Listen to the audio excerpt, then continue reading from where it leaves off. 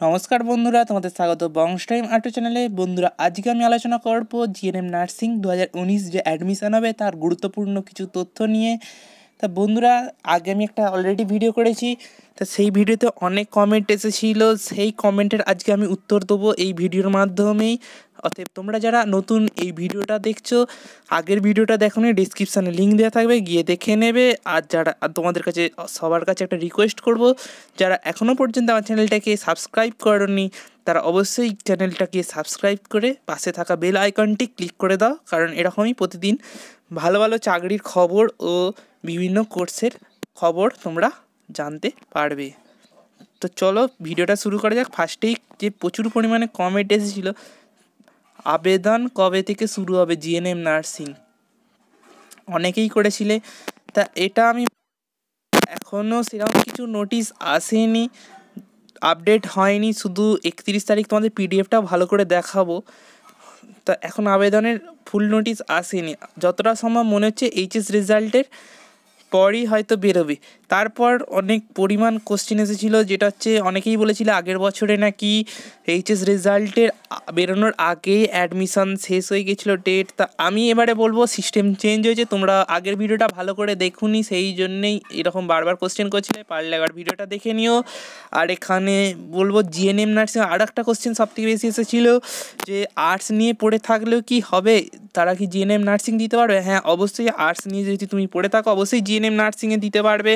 একমাত্র বিএসসি নার্সিংয়ে শুধুমাত্র BSc student মানে সায়েন্সের স্টুডেন্টরাই শুধু দিতে পারে, বাকি জিএনএম এএনএমে সবেতেই সবাইরাই দিতে পারে, এতে কোনো বাধ্যতামূলক নেই সায়েন্স আর্টস কমার্স।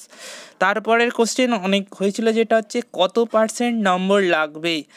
এখানে আমি বলবো এখনও সেরকম কিছু অফিসিয়ালি আপডেট আসেনি, যেটা এখনও কিছু বলা যাচ্ছে না অফিসিয়ালি আপডেট ছাড়া। আর একটা কোশ্চেন যেটা অতিরিক্ত পরিমাণে হয়েছিল, যে ফর্ম ফিল আপ কিসের মাধ্যমে হবে, অনলাইন না অফলাইন। আগের বারে তো অফলাইন হয়েছিল, এবারে কী হবে সেটাও বলা যাচ্ছে না ঠিকঠাক হবে। তো চলো তোমাদের পিডিএফটা ভালো করে আমি দেখাবো।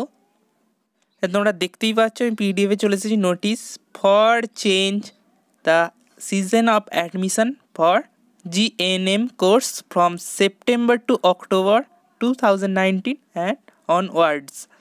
অতএব তোমরা ভালো করেই বুঝতে পারছো চেঞ্জ হয়েছে। তোমরা অনেকেই বলেছিলে যে এইচএসের সময় মানে শেষ হয়ে গেছিলো, এইচএস রেজাল্ট বেরোনোর আগেই।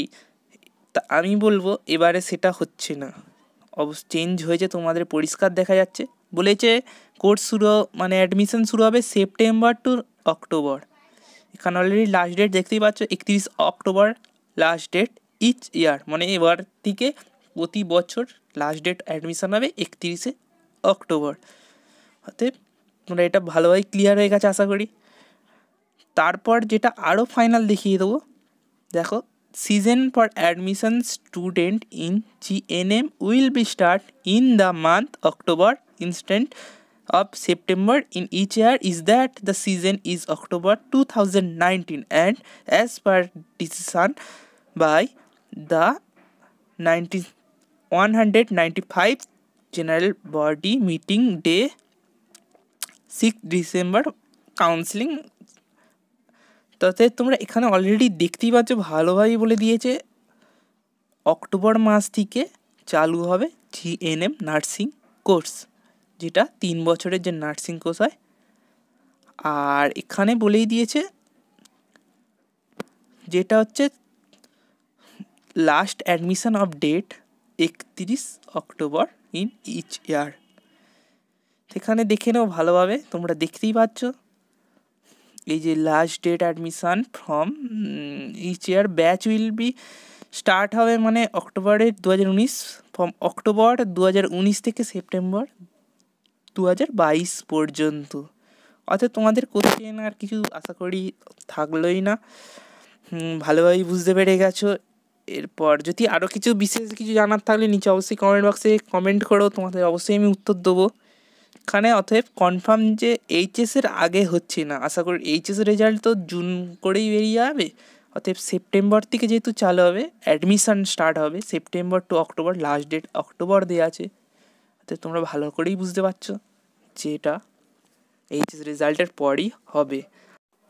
আর কত পার্সেন্ট নাম্বার লাগবে তোমরা অনেকেই জিজ্ঞাসা করেছিলে কমেন্ট বক্সে, তো আমি বলবো সেটা আগেই বললাম। অফিসিয়ালি কোনো আপডেট দেয়নি এখনো, আমিও ঠিকঠাক জানি না, অতএব কিছু বলতে পারছি না। যদি ভিডিওটা ভালো লেগে তো অবশ্যই একটা লাইক করো, কমেন্ট করো আর বন্ধুদের মধ্যে শেয়ার করো, যাতে সবাই জানতে পারে। ভিডিওটা প্রথম থেকে শেষ পর্যন্ত দেখার জন্য অসংখ্য ধন্যবাদ।